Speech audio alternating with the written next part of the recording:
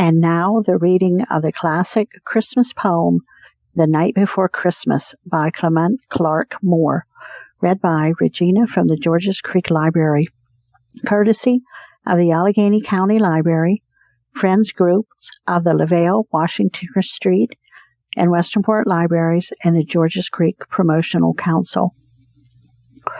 'Twas the night before Christmas, when all through the house not a creature was stirring, not even a mouse. The stockings were hung by the chimney with care, in hopes that St. Nicholas soon would be there. The children were all nestled, all snug in their beds, while visions of sugar plums danced in their heads. And Mamma in her kerchief, and I in my cap, had just settled our brains for a long winter's nap, when out on the lawn there arose such a clatter, I sprang from my bed to see what was the matter. Away to the window I flew like a flash, tore open the shutters, and threw up the sash.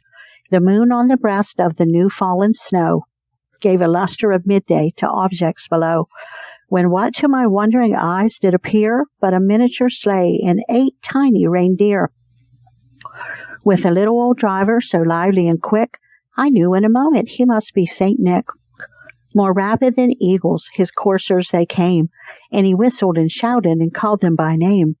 Now Dasher, now Dancer, now Prancer and Vixen, on Comet, on Cupid, on Donner and Blitzen.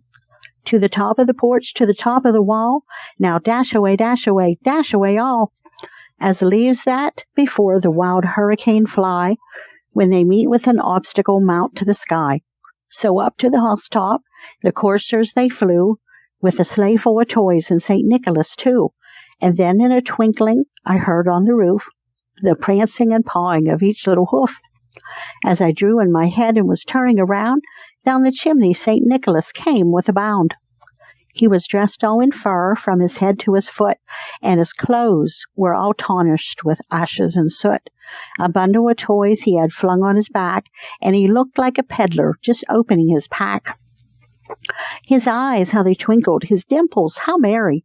His cheeks were like roses, his nose like a cherry. His droll little mouth was drawn up like a bow, and the beard on his chin was as white as the snow. The stump of a pipe he held tight in his teeth, and the smoke, it encircled his head like a wreath. He had a broad face and a little round belly that shook when he laughed like a bowl full of jelly. He was chubby and plump, a right jolly old elf, and I laughed when I saw him in spite of myself. With a wink of his eye and a twist of his head, soon gave me to know I had nothing to dread.